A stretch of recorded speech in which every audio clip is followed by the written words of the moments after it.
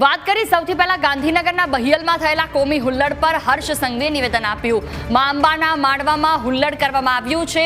ગાંધીનગર પોલીસે ઘરમાંથી શોધીને પથ્થરબાજોને દબોચ્યા। ઘરના દરેક દરવાજા એક તોડીને પથ્થરબાજોને દબોચ્યા છે। જે નુકસાન પહોંચાડ્યું છે તેની ભરપાઈ આ પથ્થરબાજોએ જ કરવી પડશે। હર્ષ સંઘવીએ આ વાત કરી છે। જેની પાસે આ ઘટનાના વિડીયો હોય તે પોલીસને મોકલે। વિડીયો પરથી ઓળખ કરીને તમામ સામે કાર્યવાહી કરવામાં આવશે। જે લોકો પથ્થરબાજોની મદદ કરશે તેમની સામે પણ કાર્યવાહી થશે। સમાજને ગેરમાર્ગે દોરતા લોકોથી સાવધાન રહેવાની જરૂર છે।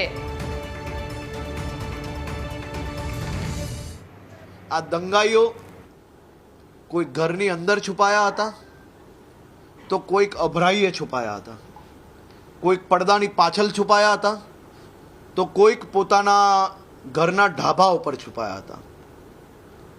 આ બંધ દરવાજાઓને તોડીને એક દંગાઈઓને પકડીને કડકમાં કડક પગલાં ભરવા બદલ અને ખૂબ જ ડિટેલ્ડ ઇન્વેસ્ટિગેશન ગાંધીનગર પોલીસ જે કરી રહી છે, મને પૂર્ણ વિશ્વાસ છે કે એક પછી એક જેટલા બી દંગાઈઓ અગર ક્યાંય બી છુપાયા હશે તોય એને નિકાલીને શોધીને લાવીને જેલના હવાલે બંધ કરવાનું કામ ગાંધીનગર પોલીસ દ્વારા કરવામાં આવશે।